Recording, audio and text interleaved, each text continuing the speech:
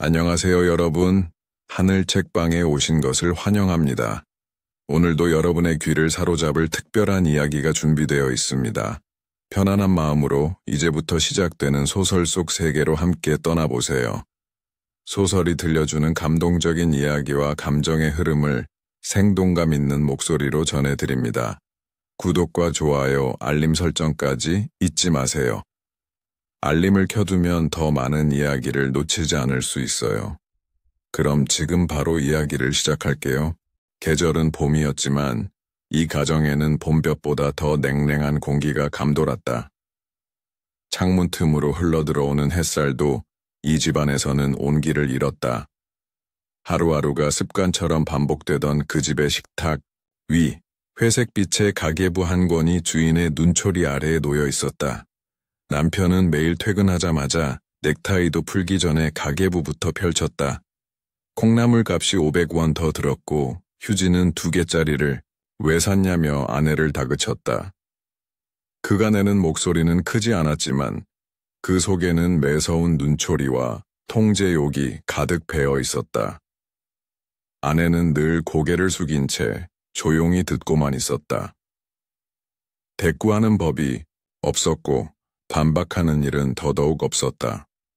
그녀는 말 대신 미소로 모든 감정을 덮는 사람이었다. 사람들은 그런 그녀를 정말 착하다고 말했다. 동네 사람들은 그녀를 부러워했다. 그래도 남편이 돈은 잘 벌잖아. 아이도 착하고 잘 컸고. 평범한 게 제일이지. 그런 말들을 들을 때면 그녀는 억지로라도 고개를 끄덕였다.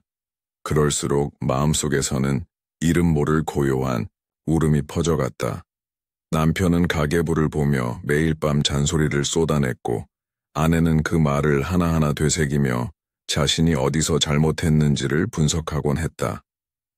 장을 볼 때는 핸드폰 계산기를 틀어놓고 몇천 원 차이에도 품목을 바꿨다.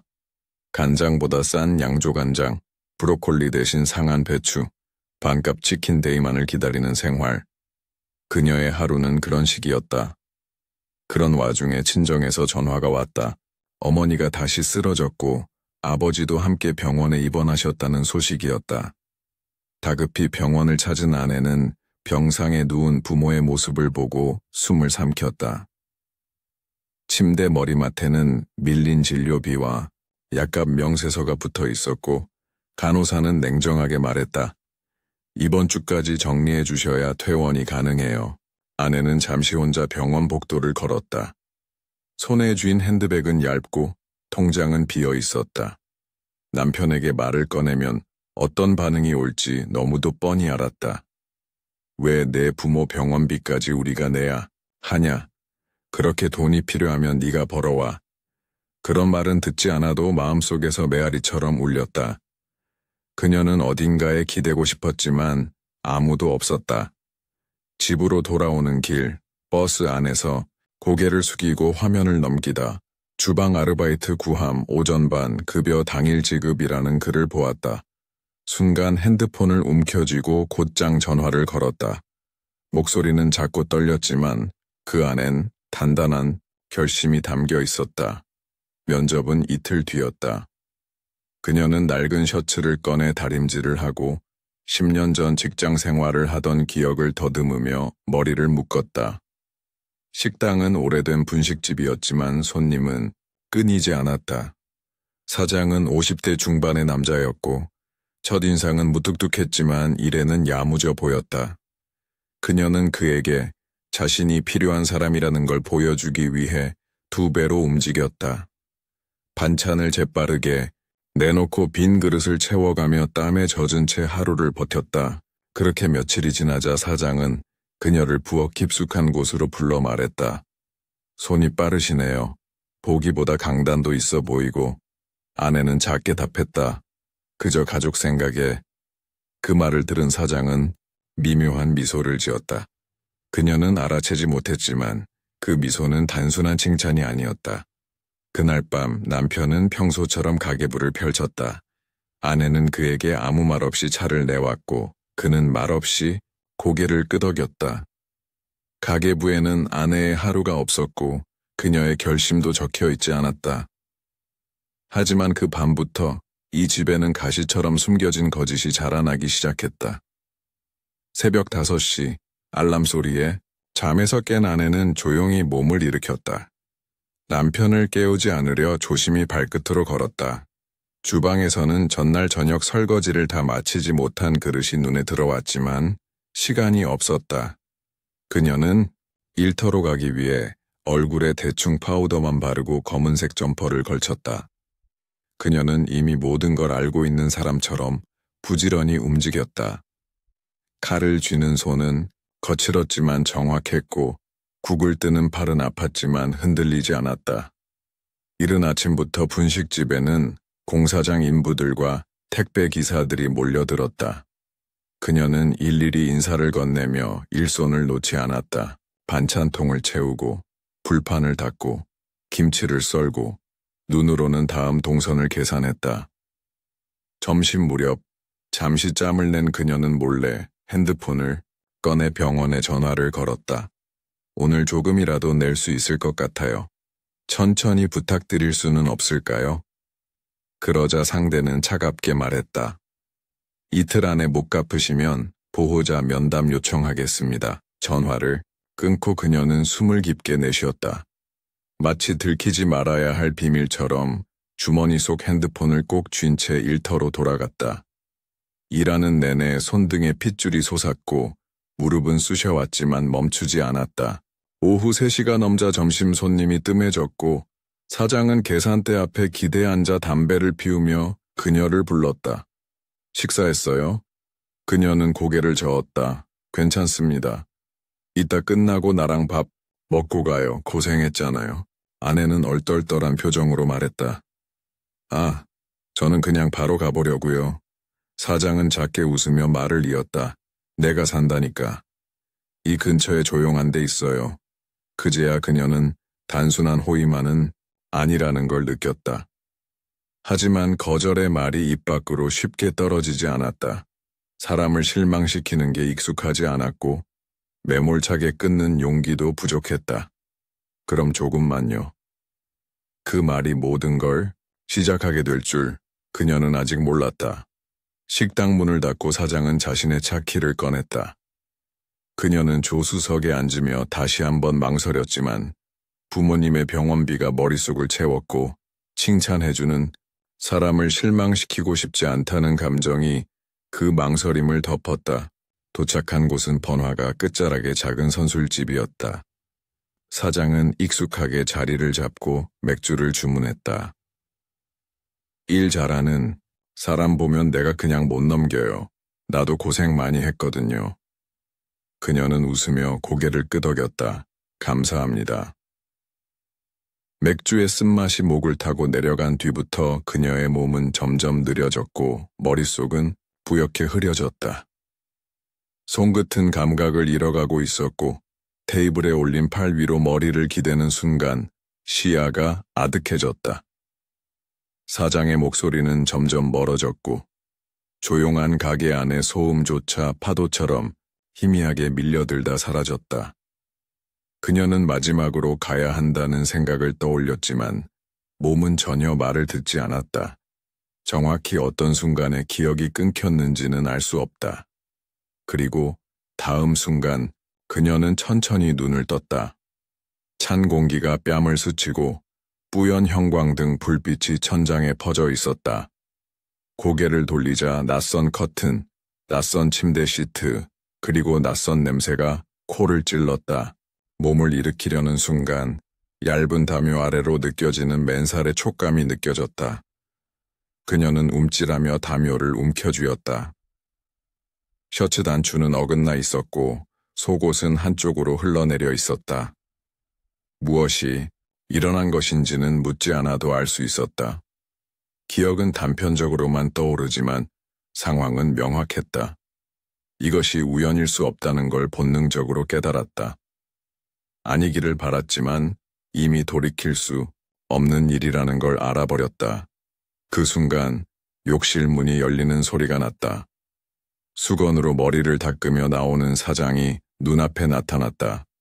그는 아무렇지도 않다는 듯 무심한 얼굴로 말했다. 그냥 아무 일도 없었던 것처럼 하면 돼. 그녀는 입술을 떨며 그를 바라봤다. 하지만 아무 말도 하지 못했다. 심장은 쿵쾅거리고 목은 타들어가듯 말라 있었다. 그는 거울을 보며 셔츠를 여미며 말을 이었다. 나 그렇게 나쁜 사람 아니야. 그의 말은 농담처럼 들렸지만 그녀에게는 차가운 협박 같았다. 그녀는 침대 구석으로 몸을 말고 다급하게 옷을 챙겨 입기 시작했다. 손은 계속 떨렸고 옷자락은 자꾸 엉켜버렸다. 그 모습을 본 사장은 피식 웃으며 말했다. 그렇게 심각할 일 아니에요. 서로 어른이잖아. 그 말에 그녀는 순간 멈칫했지만 곧 다시 움직였다. 자신의 감정이 뭔지도 알 수 없었다. 수치심인가, 공포인가, 분노인가, 아니 모든 감정이 무너져버린 상태였다. 심장은 뛰지만 감정은 마비돼 있었다. 그곳을 빠져나오려 문고리를 잡는 손마저 얼어붙은 듯 차가웠다. 밖은 아직 어둑했고 거리에는 아무도 없었다. 그녀는 허리를 숙인 채 길가를 걷기 시작했다. 한 손으로 코트를 여미며 다른 손으론 휴대폰을 꺼냈다. 남편의 부재중 전화가 2통 찍혀 있었다. 그녀는 무표정하게 화면을 눌러 전화를 지운 뒤 다시 화면을 껐다. 손가락이 저릿했고 발바닥은 아팠지만 그 모든 감각이 멀리 있는 것처럼 느껴졌다. 그녀는 자신에게 속삭였다. 괜찮아. 아무 일도 없던 거야. 그렇게 생각하면 돼. 그렇게 해야 돼. 하지만 그 문장조차 자신에게 닿지 않았다. 그녀는 이미 돌이킬 수 없는 문턱을 넘어선 채 거짓말 위에 다시 일상을 세워야 한다는 현실 앞에 그저 걸을 뿐이었다. 그녀는 그날 이후 단 한 번도 그 밤을 입 밖에 낸 적이 없었다. 마치 존재하지 않았던 일처럼, 마치 지워진 꿈처럼 그저 머릿속 깊은 곳에 묻어두었다. 아니, 묻고 싶었다. 하지만 가슴 속엔 무언가가 눌러붙은 듯 남아 있었다. 시간이 지나도 사라지지 않는 얼룩처럼 사장의 손길과 숨소리, 무심한 말투는 종종 그녀의 일상에 틈입해 들어왔다. 그녀는 그저 모른 척, 못 본 척하며 하루하루를 살아갔다. 식당에 다시 나간 아침, 사장은 아무 일도 없었다는 듯 환하게 웃으며 인사를 건넸다. 어제는 무리했죠? 고생 많았어요. 그녀는 아무 말 없이 고개를 끄덕였다. 몸은 여전히 무겁고 마음은 지옥 같았지만 돈이 필요했다. 부모님의 병원비가 아직 남아 있었고 이 일을 그만두는 순간 다시 어디서부터 시작해야 할지 막막했다. 아이가 학교에 갔다 오면 아무 일 없다는 듯 간식을 챙겨주었고 남편이 가계부를 넘기며 잔소리를 하면 아무렇지도 않은 얼굴로 고개를 숙였다. 그녀는 점점 무표정해져 갔다. 하루를 살아내는 일이 하나의 임무처럼 느껴졌다. 그로부터 며칠 뒤 식당은 갑작스럽게 손님이 끊기기 시작했다. 원인은 알 수 없었지만 점심시간에도 자리가 비는 일이 잦아졌고 사장은 불안한 눈빛으로 매출표를 바라봤다. 그날 오후 사장은 그녀를 따로 불러 앉혔다. 식당 안엔 손님이 없었고 간판 등은 이미 꺼진 상태였다. 있잖아요. 사실 이 가게 대출을 좀 안고 있어요. 그녀는 조용히 그를 바라봤다. 요즘 힘들어서 은행 쪽도 압박이 심하고. 근데 사람 하나만 보증 서주면 자금이 들어와요. 짧게. 금방 해결돼요. 그녀는 입을 다문 채 멍하니 그의 입술이 움직이는 걸 지켜봤다. 머릿속엔 보증이라는 단어만 맴돌았다. 그는 빠르게 덧붙였다. 딱 서너 달이면 돼요. 그쪽에서도 직원이 해주면 좋다고 해서. 믿을 사람은 당신밖에 없어요. 그녀는 고개를 저었다. 그런 건 조심해야 할 일이라. 남편도 몰라요. 사장은 말을 자르듯 중얼거렸다. 나도 당신 일 아무한테도 말 안 했잖아요. 그 말에 그녀는 순간 숨이 턱 막혔다. 마음속에 감춰온 비밀이 갑자기 눈앞에 칼처럼 등장한 느낌이었다. 사장의 말은 협박도 아니고 농담도 아니었다. 오히려 일상적인 대화처럼 부드러웠지만 그 안에는 명확한 신호가 있었다. 당신이 침묵하고 있는 이유를 나도 안다는 것, 그리고 그걸 무기로 삼을 수 있다는 것. 그녀는 그날 밤 잠을 이루지 못했다. 가슴 깊은 곳에서 무엇인가 일그러지고 찢겨나가는 감각이 들었다. 남편은 옆에서 코를 골며 자고 있었고 아이는 방에서 자는 소리가 고르게 흘러나왔다. 이 조용한 밤 속에서 그녀 혼자만 숨을 몰아쉬었다. 머릿속은 복잡했다. 거절할 수 있는 용기도 받아들일 수 있는 명분도 없었다. 하지만 무엇보다 자신이 거절할 수 없는 사람이 되어버렸다는 사실이 너무도 참담했다. 결국 다음 날 그녀는 떨리는 손으로 보증 서류에 도장을 찍었다. 남편 몰래 집에 있던 인감 도장을 꺼내 들고 누구보다 조심스럽게 그러나 누구보다 무력하게 한 줄 사인했다. 그 후 며칠 동안은 아무 일도 없었다. 사장은 고맙다는 말을 몇 번이나 되풀이했고 그녀는 그저 고개만 끄덕였다. 그런데 어느 날 아침부터 식당 문이 굳게 닫혀 있었다. 간판은 내려갔고 안엔 불도 꺼져 있었다. 그녀는 어안이 벙벙한 얼굴로 문을 두드렸지만 아무도 나오지 않았다. 휴대폰을 꺼내 사장에게 전화를 걸었지만 전원이 꺼져 있어 연결할 수 없다는 기계음만이 반복됐다. 손끝이 하얘지도록 번호를 눌렀지만 끝내 연결되지 않았다. 이틀 후 처음 보는 남자 둘이 그녀의 집 앞에 찾아왔다. 말끔한 정장이었지만 말투는 거칠었다. 여기 보증 서명하신 거요. 지금 대금 변제 안 되면 법적 조치 들어갑니다. 잠깐만요. 그분이 연락이 안 돼서 남자는 냉정하게 말을 끊었다. 이미 야반 도주한 거 몰라요? 여기 주소지 등록된 사람은 당신이에요. 그제야 그녀는 다리가 풀려 그대로 바닥에 주저앉았다. 남편은 퇴근 전이었고 아이는 학교에서 돌아오기 전이었다. 그녀는 말없이 종이를 내려다봤다. 수백만 원이 넘는 채무 금액, 무려 보증인 전액 책임이라는 문장이 또렷하게 박혀 있었다. 눈앞이 아득해졌다. 문서 위에 떨리는 그림자 하나가 드리워졌고 그녀는 속으로만 중얼거렸다. 왜 이렇게 됐을까? 그날 밤 집 앞에서 그녀는 또 한 번 낯선 사람을 만났다. 정체는 사채업자였다.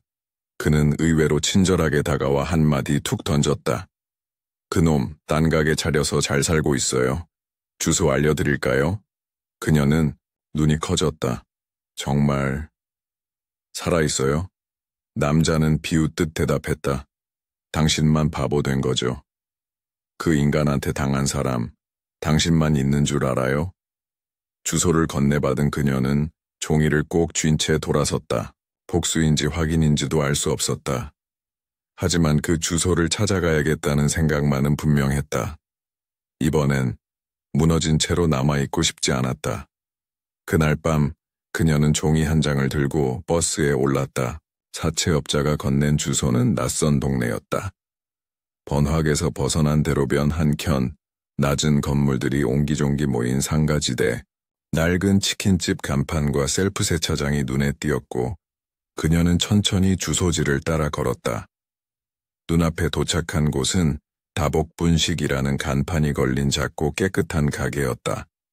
전혀 폐업이나 야반 도주의 흔적은 보이지 않았다. 오히려 반짝거리는 쇼윈도와 갓 튀긴 전의 냄새가 문틈 사이로 새어나왔다. 그녀는 멍하니 유리문 앞에 서 있었다. 주방 안에 사장이 있었다. 흰 앞치마를 두른 채 누군가와 웃으며 대화를 나누고 있었다. 그는 손님과 농담을 주고받고 바닥에 흘린 소스를 닦고 아이스크림 박스를 정리하며 분주하게 움직였다. 그 모습은 너무도 평범하고 태연해서 마치 아무 일도 없었다는 듯했다. 그녀는 믿을 수 없다는 듯 유리창 너머로 그를 바라봤다. 자신과 함께 있던 지난 일들이 전혀 존재하지 않았다는 듯한 태도. 한순간에 수치심과 배신감, 분노와 공포가 동시에 치밀어 올랐다. 그녀는 문을 열고 들어갈까 망설이다가 이내 뒷골목으로 돌아섰다. 무언가 확신이 필요했다. 이 모든 게 꿈이 아니라는 확신. 뒷문 쪽으로 돌아가자 직원용 문이 열려 있었고 작은 방에서는 사장이 누군가와 통화하고 있었다. 걱정 마, 여기서는 완전 새로 시작이야. 전에 일하던 사람? 에이, 그런 애들 기억도 안 나. 그녀는 그 말을 들으며 문 뒤에 몸을 숨겼다. 손이 떨렸다. 등에서는 식은땀이 흘렀고 입술은 말라붙었다. 그 순간 문이 벌컥 열리며 사장이 나왔고 그녀와 눈이 마주쳤다. 사장은 순간 놀란 표정을 짓더니 이내 눈썹을 치켜 올렸다. 여긴 어쩐 일이에요? 그녀는 한참을 입을 다물고 그를 바라보다가 말했다. 당신, 나한테 왜 그랬어요? 그는 웃으며 어깨를 으쓱했다. 왜라니, 무슨 말인지 모르겠는데.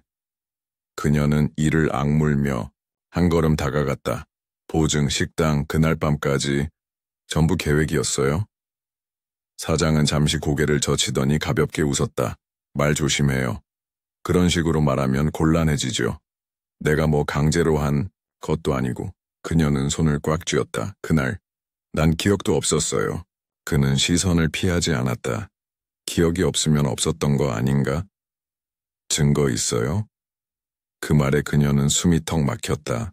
얼굴이 달아오르고 발끝까지 힘이 빠졌다. 이런 식으로 살면 당신도 벌 받을 거예요. 사장은 어깨를 털며 말했다. 무서운 말 마세요. 괜히 남편한테 이상한 얘기 나가면 당신만 곤란하지 않을까? 그 말은 분명했다. 침묵을 강요하는 협박이자 죄를 무기 삼는 역전된 구도였다. 그녀는 아무 말도 하지 못한 채 돌아서서 발걸음을 옮겼다. 뒷골목의 어둠이 그날 밤 모텔방의 형광등보다 더 무서웠다. 며칠 뒤 다시 사채업자가 전화를 걸어왔다. 생각해봤어요? 갚으셔야죠. 우리도 사정이 있어서요. 그녀는 작게 말했다. 지금은 당장 돈이 없어요. 상대는 짧게 한숨을 쉬었다. 그래요. 대신 내가 하나만 알려드릴게요. 당신같이 당한 사람들 많아요. 우리가 다 뒤져봤지.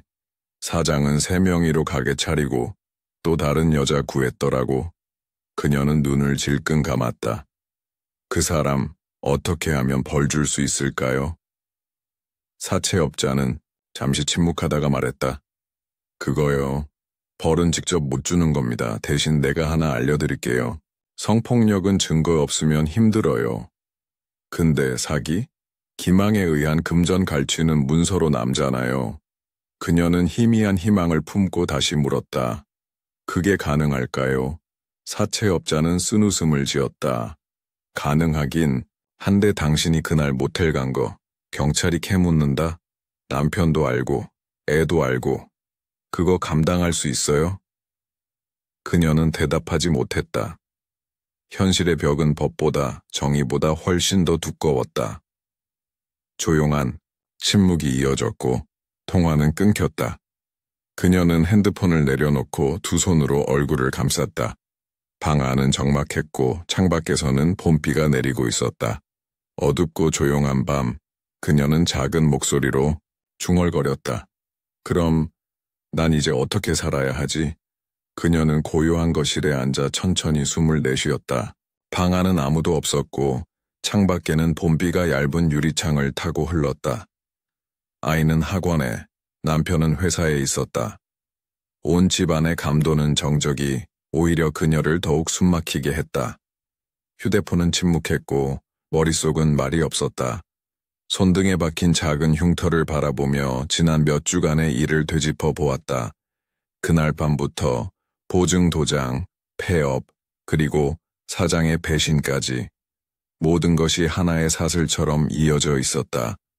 누구에게 말할 수도 없었고 누구도 믿을 수 없었다. 법에 호소할 용기는 현실이라는 벽 앞에서 무기력하게 주저앉았다. 그녀는 이미 알고 있었다. 세상은 피해자의 고통보다 그가 얼마나 버텼는가에 더 관심이 많다는 것을. 남편은 여전히 매일 가계부를 넘기며 꼼꼼히 숫자를 따졌다. 식비는 왜 늘었는지, 카드 결제일은 며칠이 늦었는지, 티슈는 왜 2팩이나 샀는지 묻는 그의 질문은 어제와 다름없었지만 그녀는 전과는 달리 아무 말도 하지 않았다. 고개를 끄덕이는 대신 가만히 그를 바라보기만 했다. 그의 눈빛 속엔 의심이 피어오르고 있었고 그녀는 그것마저도 피하지 않았다. 마음속 어딘가에선 들켜버려도 괜찮다는 생각이 맴돌기 시작했다. 하지만 동시에 들키면 모든 게 끝난다는 현실도 끈질기게 따라붙었다. 며칠 후 빛 독촉이 다시 시작됐다. 이번엔 집 앞으로 등기우편이 도착했다. 그녀는 현관문을 닫고 몰래 편지를 뜯었다. 분명한 붉은 도장이 찍힌 내용 증명, 계약상 보증인의 책임이라는 문장은 칼처럼 종이 위를 가르고 있었다. 그녀는 한숨을 내쉬며 편지를 부엌 서랍 깊숙한 곳에 감췄다. 거기엔 이미 여러 통의 편지가 눌려 있었다. 위태롭고 아슬아슬한 삶을 어떻게든 유지하는 유일한 방법은 입을 다무는 것이었다. 그날 밤 남편이 말없이 TV를 보던 중 문득 물었다. 요즘 이상해. 무슨 일 있어? 그녀는 그를 바라보다가 조용히 말했다. 없어요. 남편은 고개를 갸웃하더니 고개를 다시 화면으로 돌렸다. 그런데 왜 지난달 생활비에서 40만 원이 빠졌어? 그녀는 대답하지 않았다. 남편은 입을 굳게 다물더니 가계부를 덮었다. 공기 속에 긴장이 흘렀다. 그날 이후 남편은 자주 그녀를 바라보았다. 퇴근 후 그의 눈빛은 매서워졌고 간혹 휴대폰을 들여다보는 그녀의 손을 유심히 살폈다. 그녀는 조심스러워졌지만 이미 균열은 생겼고 불씨는 냄새처럼 집안에 퍼졌다. 결국 아이가 없던 어느 오후 남편이 퇴근하자마자 거실에 앉아 말했다. 사실대로 말해. 지금 뭔가 숨기고 있지? 그녀는 조용히 주방에 있던 컵을 닫고 있었고 그 말에 손을 멈췄다. 말했잖아. 아무 일 없다고. 남편은 목소리를 높였다. 그럼 이건 뭐야? 이 편지들 서랍에서 다 나왔어. 그녀는 돌아서서 그를 바라봤다. 그의 손에는 내용 증명이 여러 장 들려 있었다. 이미 들켰다는 걸 아는 순간 두 다리가 휘청했다. 그건 내가 보증을 서서 남편은 소리쳤다. 내 허락도 없이? 당신 제정신이야? 그녀는 입술을 깨물고 조용히 말했다. 부모님 병원비가 너무 급해서 말 못했어요. 그게 이유가 돼? 이건 수천만 원이야. 우리 집이 망할 수도 있다고. 그녀는 고개를 숙였고 두 눈에서 눈물이 뚝 떨어졌다. 죄송해요. 그냥 내가 다 갚을게요. 남편은 냉소적으로 웃었다. 당신이 어떻게, 무슨 돈으로, 또 어디서 뭐 하게? 그 말에 그녀는 잠시 멈췄고 대답하지 못했다. 남편은 그녀를 바라보다가 조용히 말했다. 혹시 너 누가 시킨 거야? 무슨 일 있었던 거냐고. 그녀는 입을 열지 않았다. 대신 물처럼 흐르는 침묵이 방 안을 채웠다. 남편은 한참을 서 있다가 천천히 돌아섰다. 더는 묻지 않겠다. 다만 우리 딸한텐 티도 내지 마라. 그 말은 선언이자 선이었다. 그녀는 고개를 끄덕였다. 자신이 가정을 지키기 위해 선택했던 침묵이 결국 스스로를 고립시키는 칼이 되어 돌아온 순간이었다. 그날 밤 거실에 불이 꺼지고 모두가 잠든 뒤에도 그녀는 일어나지 못했다. 등바디에 기대어 앉은 채 스스로에게 물었다. 나는 누구를 위해 입을 다물었을까? 죄를 지은 건 나였던가? 창밖에선 어둠이 길게 드리웠고 마음속에서 또 하나의 죄가 조용히 자라나고 있었다. 그녀는 더 이상 벼랑 끝이 어디인지 가늠할 수 없었다. 매일 아침 눈을 뜨는 것이 두려웠고 하루에 첫 발을 떼는 것이 지옥처럼 무거웠다. 남편은 더 이상 그녀를 믿지 않았다. 대화를 피했고 눈을 마주치지 않았으며 늦게까지 회사에 머무는 일이 잦아졌다. 아이는 어른들의 묘한 기류를 감지한 듯 방에 틀어박혀 있거나 괜히 눈치를 살폈다. 그녀는 하루에도 수십 번씩 자신이 어디서 잘못된 길로 빠졌는지 되짚었다. 하지만 그 어느 지점에서도 확신을 얻을 수 없었다. 한 걸음 한 걸음이 조심스러웠고 모든 선택이 불행의 씨앗이었던 것처럼 느껴졌다. 사채업자의 독촉은 멈추지 않았다. 전화는 수시로 울렸고 문자에는 협박에 가까운 문구들이 담겨 있었다. 납입 일정이 미뤄졌다는 이유만으로 고정이자는 기하급수적으로 늘어났고 그녀는 매일 새롭게 갱신되는 채무 서류를 보며 숨이 막혔다. 사채업자는 대놓고 말했다. 이자만 갚다 죽어요. 그녀는 아무 말도 하지 않았다. 하지만 마음 한 구석에서는 자꾸만 어떤 길이 머릿속을 맴돌았다. 그 길이 어떤 끝을 가지고 있는지 어디로 떨어질지 알면서도 눈을 돌릴 수 없었다. 그러던 어느 날 동네 마트 게시판에서 낡은 전단 하나를 보았다. 룸서비스 알바, 당이 고수익, 비밀 보장. 종이에 적힌 번호를 본 순간 손이 떨렸다. 처음엔 지나쳤다. 두 번째는 멈추어 섰고 세 번째는 결국 종이 귀퉁이를 찢어 지갑에 넣었다. 그날 밤 그녀는 종이 조각을 꺼내 천천히 번호를 눌렀다. 심장이 쿵쾅거렸고 목소리는 갈라졌다. 지금 사람 구하나요? 상대는 지친 듯한 목소리로 짧게 답했다. 경력은요? 처음이에요. 얼굴 돼요? 그녀는 대답하지 못했다. 잠시 정적이 흐른 뒤 상대는 장소와 시간만을 남기고 전화를 끊었다. 전화기 너머의 무정함이 오히려 위로처럼 느껴졌다. 판단도 의심도 동정도 없이 단지 필요만으로 연결되는 관계. 그녀는 약속된 시간에 맞춰 지하철을 탔고 낯선 모텔촌으로 향했다. 건물 간판은 불이 꺼져 있었고 3층 복도는 어두웠다. 관리인은 그녀에게 수건과 키, 작은 박스를 건넸다. 그 속에는 조잡한 화장품과 얇은 원피스 한 벌이 들어있었다. 처음으로 누군가 문을 두드렸다. 그녀는 손을 떨며 문을 열었고 남자가 들어왔다. 얼굴은 흐릿했고 냄새는 낯설었다. 그는 말을 거의 하지 않았고 그녀 또한 말하지 않았다. 거래는 조용했고 불빛은 어두웠다. 몸을 맡기는 동안 그녀는 감정을 지우려 애썼다. 눈을 감으면 아무 일도 없는 것처럼 느껴졌고 귀를 닫으면 자신의 숨소리조차 들리지 않았다. 하지만 끝난 뒤 남자가 건넨 봉투를 손에 쥐는 순간 그 모든 행위가 현실로 돌아왔다. 돈은 무겁지 않았고 가벼웠다. 너무 가벼워서 자신이 얼마나 가벼워졌는지 실감할 수 없을 만큼. 그녀는 그날 집에 돌아와 욕실에 들어갔다. 옷을 벗지 않고 샤워기를 틀었고 한참을 서 있었다. 물이 흐르는 동안에도 몸은 그대로였다. 비누를 문질러도 지워지지 않는 느낌, 아무리 씻어도 씻겨나가지 않는 어떤 잔해. 거울 속에 자신을 바라보다 고개를 돌렸다. 그 얼굴은 낯설고 텅 비어 있었다. 이 일이 한 번으로 끝나지 않을 거라는 걸 그녀는 알고 있었다. 한 번의 입막음은 더 많은 침묵을 불러왔고 그 침묵은 더 깊은 어둠을 데려왔다. 그리고 그 어둠은 또 다른 선택을 강요했다. 며칠 뒤 그녀는 다시 그 모텔에 있었다.